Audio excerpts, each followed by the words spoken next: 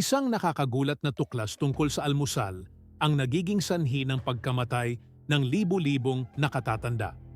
Habang iniisip mong inaalagaan mo ang iyong kalusugan sa pamamagitan ng pag-inom ng kape tuwing umaga, maaaring gumagawa ka ng mga tahimik na pagkakamali na, ayon sa mga bagong pag-aaral, ay mas responsable sa mga kaso ng atake sa puso, diabetes, at mapanganib na pagkahulog kaysa sa anumang ibang salik.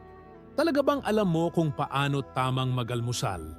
Kung gayon, bakit 87% ng mga nakatatanda na sumusunod sa mga tradisyonal na rekomendasyon ay nagkakaroon ng malubhang problema sa kalusugan sa loob lamang ng 2 taon? Ang katotohanang hindi sinasabi sa iyo ay may nangyayari sa iyong kusina tuwing umaga na unti-unting sumisira sa iyong kalusugan.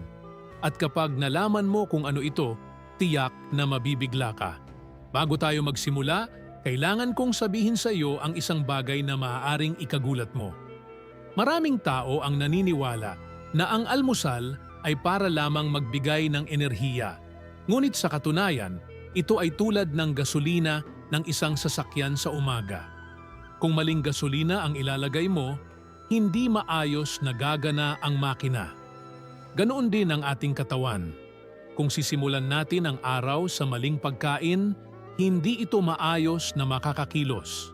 Kaya't ang 5 pagkakamaling ito na ipapakita ko ngayon ay napakapanganib para sa mga lampas na sa 80 taong gulang. Maaaring tila maliit ang bawat pagkakamali. Ngunit kapag pinagsama-sama, nagdudulot ito ng malaking pinsala sa kalusugan. Naisip mo na ba kung bakit ang ilang mga nakatatanda ay nakakaramdam ng matinding pagod at panghihina tuwing umaga? O kung bakit ang iba ay nakakaranas ng pagkahilo at maging ng mga pagkahulog sa unang mga oras ng araw? Maaaring ang sagot ay nasa mismong mesa ng almusal. Ito ay mga gawi na paulit-ulit na ginagawa sa loob ng maraming taon. Iniisip na normal lamang, ngunit unti-unting nararamdaman ng katawan ang mga epekto. At kapag napansin ito ng tao, malubha na ang mga problema sa kalusugan. Manatili ka hanggang sa dulo dahil ang ika-5 pagkakamali ay tiyak na magpapamangha sa iyo.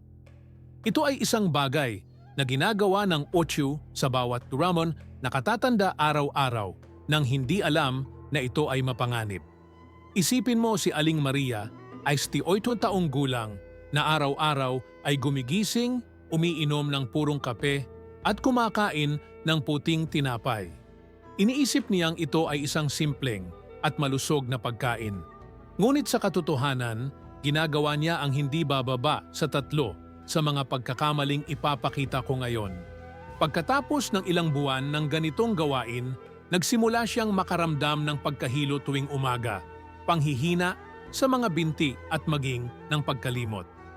Sinabi ng doktor na ito ay dahil sa edad, ngunit nang baguhin niya ang kanyang almusal, malaki ang naging ginhawa ng kanyang mga sintomas.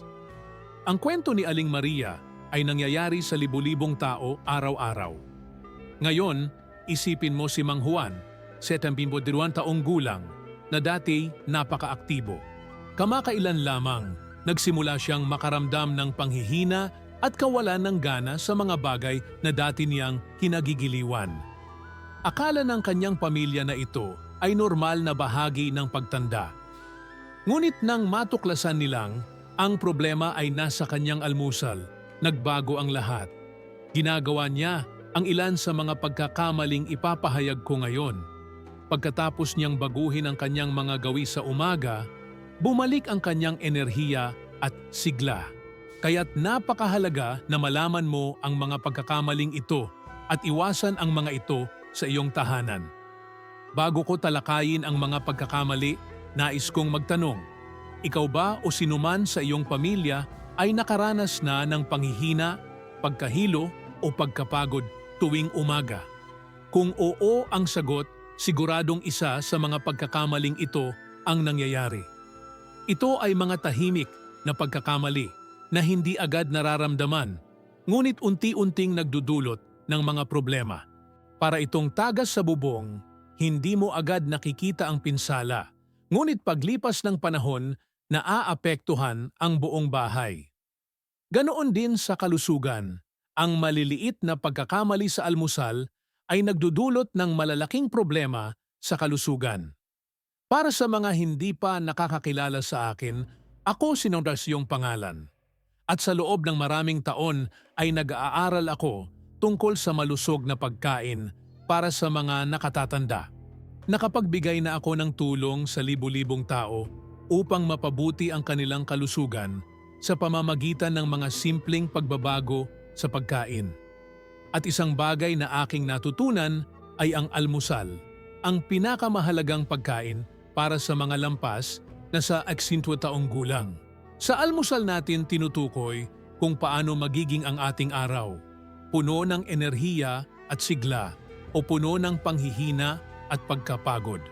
Kaya't ang pagkakakilala sa mga pagkakamaling ito ay napakahalaga upang magkaroon ng mas malusog at independenteng buhay. Ikaw na nag-aalaga ng mga magulang, lolo't lola o may kilalang mga nakatatanda, pakinggan mong mabuti ang aking sasabihin. Ang mga pagkakamaling ito ay hindi lamang mga numero o estadistika, sila ay nakakaapekto sa mga totoong tao, totoong pamilya. Kapag ang isang nakatatanda ay nawalan ng enerhiya at independensya dahil sa maling pagkain, ang buong pamilya ay nagdurusa. Ngunit ang magandang balita ay ang mga problemang ito ay maaaring maiwasan sa pamamagitan ng napakasimpleng mga pagbabago. Kailangan lamang palitan ang ilang mga gawi sa almusal at makikita ang pagbabago sa loob lamang ng ilang araw. Kaya't narito na ang mga pagkakamaling kailangan mong malaman at iwasan. Ang unang pagkakamali ay karaniwang ginagawa at tila walang masama, ang hindi pagkain ng almusal. Maraming mga nakatatanda ang gumigising at nagsasabing, hindi ako gutom, kakain na lang ako mamaya. Tila normal, ngunit ito ay isa sa mga pinakamasamang pagkakamaling maaaring gawin. Kapag tayo ay maraming oras na hindi kumakain, ang ating katawan ay pumapasok sa mode ng pagtitipid ng enerhiya. Para bang sinasabi nito, walang pagkain kaya't magtitipid ako ng enerhiya upang mabuhay. Ito ay nagdudulot ng panghihina, pagkahilo at maaaring magdulot ng mga pagkahulog. Bukod pa rito, maaaring simulan ng katawan na gamitin ang mga kalamnan bilang pinagkukunan ng enerhiya na lalo pang nagpapahina sa tao. Kapag hindi tayo kumakain ng almusal, naaapektuhan din ang ating memorya at konsentrasyon. Kailangan ng utak ng enerhiya upang maayos na gumana, lalo na sa umaga. Para itong pagsubok na paandarin ang sasakyan ng walang gasolina, hindi ito maayos na gagana. Kaya't kahit na hindi ka masyadong gutom sa umaga, mahalagang kumain ng kahit ano. Maaaring ito ay isang prutas, natural na yogurt, o kahit na lugaw na may oats. Ang mahalaga ay bigyan ang katawan ng enerhiyang kailangan nito upang maayos na simulan ang araw. Kahit isang maliit na pagkain ay may malaking epekto sa sigla at kalusugan. Ang ikalawang pagkakamali ay karaniwan din, ang almusal na walang sustansya. Alam mo ba ang kombinasyon ng puting tinapay at purong kape? Tila simpleng at masarap, ngunit kulang ito sa mga nutrisyon. Ang puting tinapay ay gawa sa pinong harina na nagbibigay lamang ng mabilisang enerhiya, ngunit walang hibla, bitamina o mahahalagang mineral. Para itong paglalagay ng purong asukal sa katawan, nagbibigay ng enerhiya sa sandali, ngunit pagkatapos ay biglang bumababa. Ang purong kape, bagaman nagbibigay ng pansamantalang enerhiya, ay wala ring mga nutrisyon na kailangan ng katawan upang maayos na gumana. Ang kombinasyong ito ay nagdudulot ng biglaang pagtaas ng asukal sa dugo, na pagkatapos ay mabilis na bumababa, na nagdudulot ng antok at panghihina. Sa paglipas ng panahon, ang ganitong uri ng almusal ay maaaring lubos na magpataas ng panganib ng type 2 diabetes. Para bang araw-araw nating sinusubok ang ating katawan, pinapataas at pinapababa ang asukal sa dugo na parang roller coaster. Upang maiwasan ang pagkakamaling ito, simple lamang ang payo. Palitan ang puting tinapay ng tinapay na may buong butil, na may hibla at mga nutrisyon. Magdagdag ng pinagkukunan ng protina tulad ng itlog o keso, na tumutulong upang magbigay ng kabusugan at pangmatagal na enerhiya. At kung maaari, magdagdag din ng prutas upang makakuha ng mga bitamina at higit pang hibla. Sa ganitong paraan, ang iyong almusal ay magiging kumpleto at masustansya na magbibigay sa iyo ng enerhiya para sa buong araw. At kung maaari, magdagdag din ng prutas upang makakuha ng mga bitamina at higit pang hibla. Sa ganitong paraan, ang iyong almusal ay magiging kumpleto at masustansya na magbibigay sa iyo ng enerhiya para sa buong araw. Ngayon naman, dumako tayo sa ikatlong pagkakamali na mas karaniwan pa kaysa sa inaakala mo, ang pagsisimula ng araw na may sobrang alat. Maraming mga nakatatanda ang mahilig kumain ng sardinas sa lata, hamon, longganisa o iba pang mga dilatang karne tuwing almusal. Pati na rin ang mga instant na sopas na tila praktikal pero puno ng asin. Ang problema ay ang sobrang alat sa umaga ay maaaring magpataas ng presyon ng dugo na parang rocket. Para itong pag-apak sa silinyador ng kotse, biglang tataas ang presyon at maaaring magdulot ng seryosong mga problema. Bukod pa dito, ang sobrang asin ay nagdudulot ng pagpigil ng tubig sa katawan, kaya't nagiging manas at nahihirapan ang mga bato, kidneys. Para sa mga may mataas na presyon, kailangang doblehin ang pag-iingat sa asin. Ang sobrang alat ay lubos na nagpapataas ng panganib ng stroke at iba pang sakit sa puso. Para itong paglalaro ng apoy, maaaring walang mangyari ngayon pero sa paglipas ng panahon, napakalaki ng panganib. Ang payo para maiwasan ang pagkakamaling ito ay piliin ang mga natural na pagkain tuwing almusal.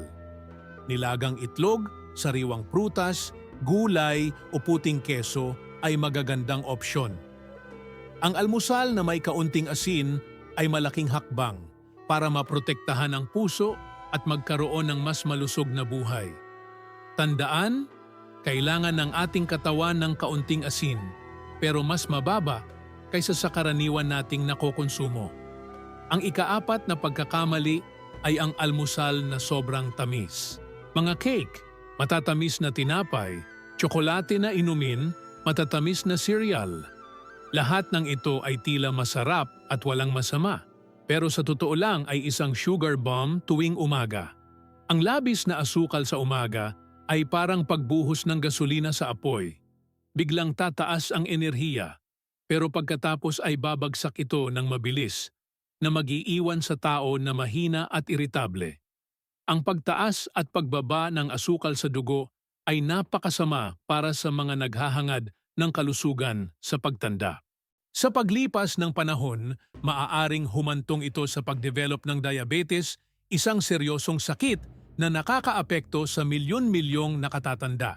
At para sa mga may diabetes na, ang sobrang asukal sa umaga ay lalo pang mapanganib. Ang magandang balita ay maraming masasarap na paraan para matamisang ang almusal nang hindi nagdudulot ng mga ganitong problema. Ang natural na tamis ng mga prutas ay isang mahusay na opsyon. Lugaw na may saging, isang hiwa ng hinog na papaya o mansanas ay mas mabuting pagpipilian. Ang mga prutas na ito ay may hibla na tumutulong sa pagkontrol ng asukal sa dugo at may mga mahalagang bitamina. Kung nais mong matamis ang kape, gamitin ito sa napakakaunting dami at mas mainam kung natural na pampatamis. Tandaan, nasasanay ang ating panlasa sa mas kaunting tamis sa paglipas ng panahon. Kaya't sulit na gawin ang pagbabagong ito ng unti-unti.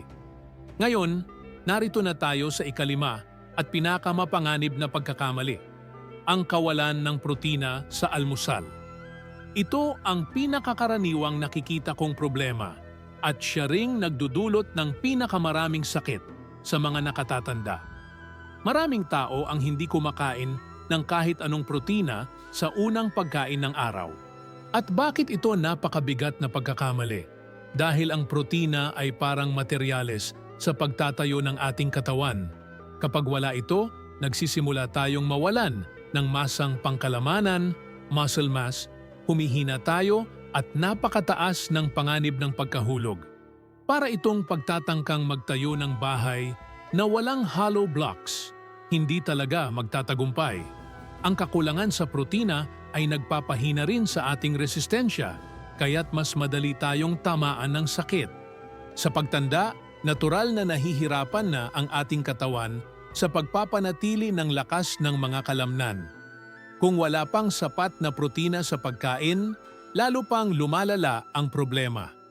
Para itong pagtutulak sa ating katawan na maging mas mahina. Mahalaga rin ang protina para sa kalusugan ng mga buto at sa paggaling ng katawan pagkatapos ng kahit anong pagod o sakit.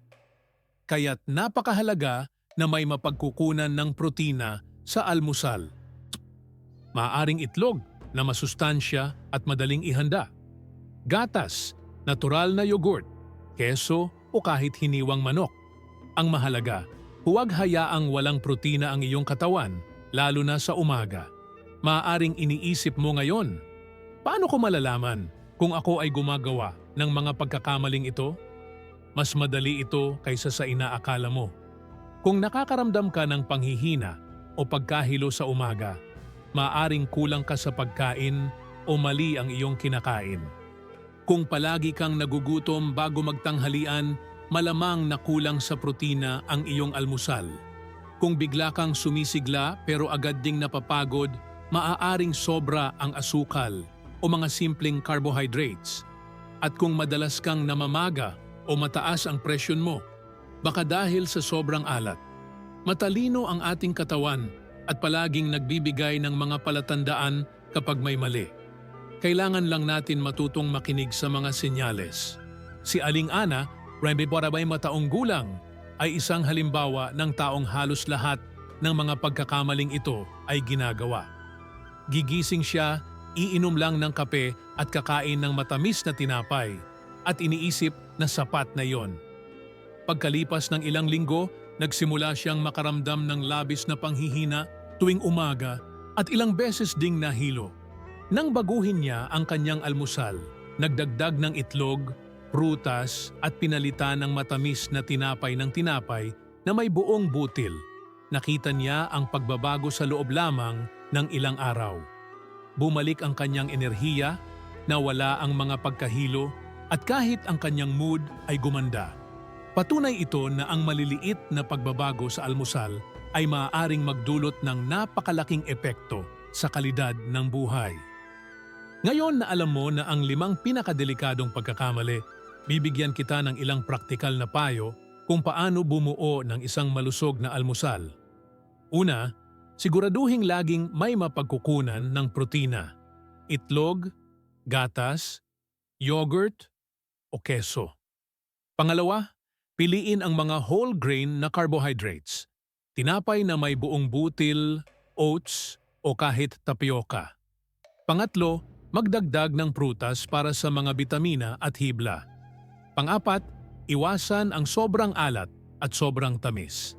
At pang-5, uminom ng maraming tubig dahil nade-dehydrate ang katawan natin habang natutulog. Sa pagsunod sa mga simpleng tip na ito, magkakaroon ka ng isang kumpleto at masustansyang almusal.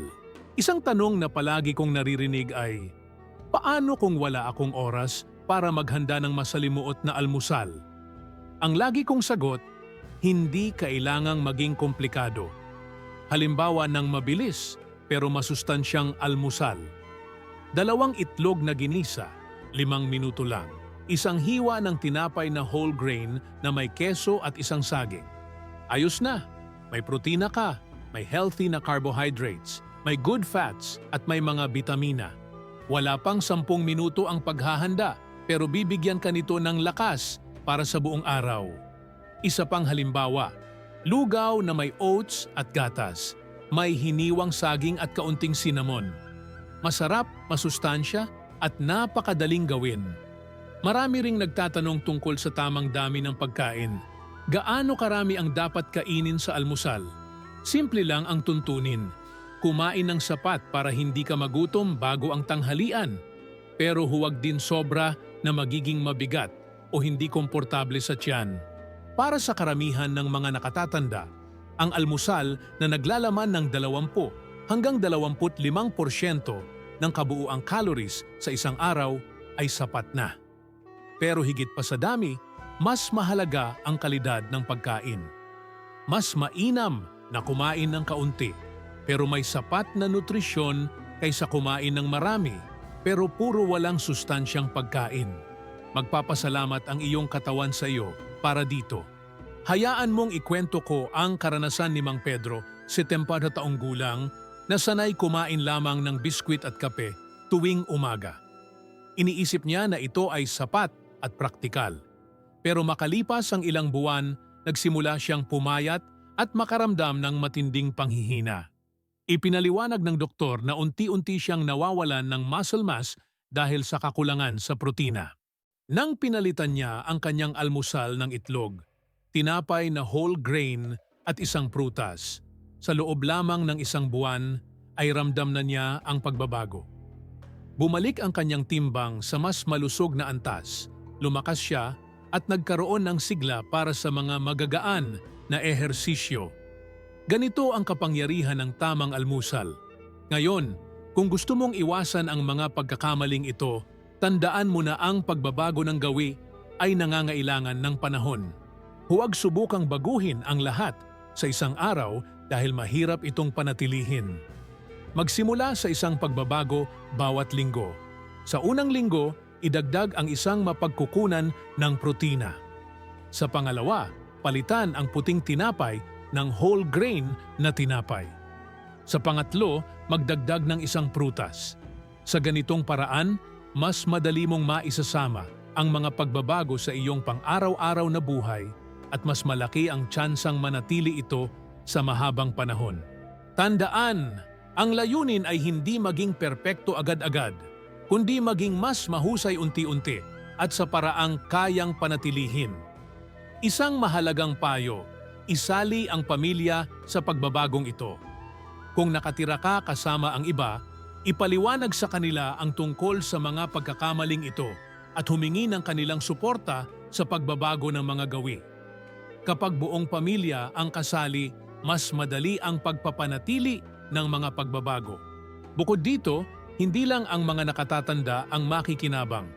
Lahat ay magbe-benefit sa mas masustansyang almusal. Mga bata, matatanda, at mga nasa gitnang edad, lahat kailangan ng tamang pagkain sa umaga para magkaroon ng lakas at kalusugan.